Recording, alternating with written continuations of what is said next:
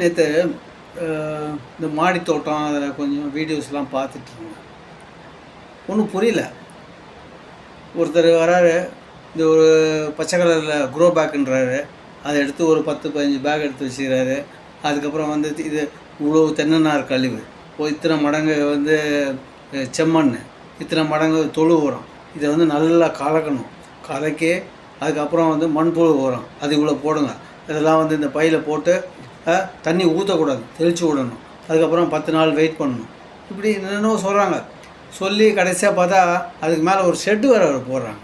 அந்த மொட்டை மாடியில் ஷெட்டு போடுறதுன்னா செடிகள்லாம் வெயில் படக்கூடாது. வெயில், மழை, காற்று வேணால் உங்களுக்கு வேணால் வந்து அலர்ஜியாக இருக்கலாம். ஆனால் அந்த செடிங்களுக்கு வந்து அதுதான் வந்து எனர்ஜி. நல்ல வெயில் அடிக்கணும். எல்லாம் முடிஞ்சு எப்படினாலும் சரி ஒரு 90 நாளைக்கு முன்னாடி உங்களால் ஒரு காய் கூட எடுக்க முடியாது. மினிமம் ஒரு 3 மாதம் ஆகும். ஒரு அம்மா வராங்க, கோழி முட்டை ஷேப்பில் வந்து ஒரு 4 தக்காளி, அதுக்கப்புறம் வந்து ப்ளூ கலரில் விதையே இல்லாத ஒரு 4-5 கத்திரிக்காய், ஒரு பீக்கங்காய். இன்றைய அறுவடை அப்படின்றாங்க. அறுவடையோ அது தயிர் வடையோ தெரியல.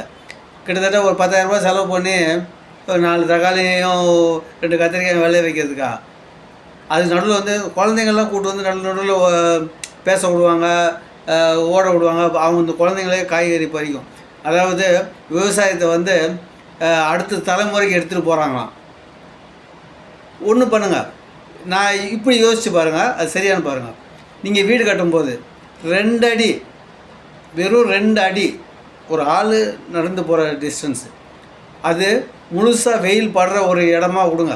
முன்னாலேயோ பின்னாலேயோ சைடோ ஒரு நாள் முழுக்க வெயில் அடிக்கணும். அந்த இடத்துல விட்டுட்டு அப்படியே ஜிக்ஸாகாக நேராக நட வேண்டாம், கொஞ்சம் ஜிக்ஸாகாக வந்து ஒரு 4 தக்காளி, 4 கத்திரிக்காய், ஒரு செடி முருங்கை, ஒரு செடி அவரை, ஒரு கருவேப்பிலை, ஒரு வாழை நட்டு வைங்க.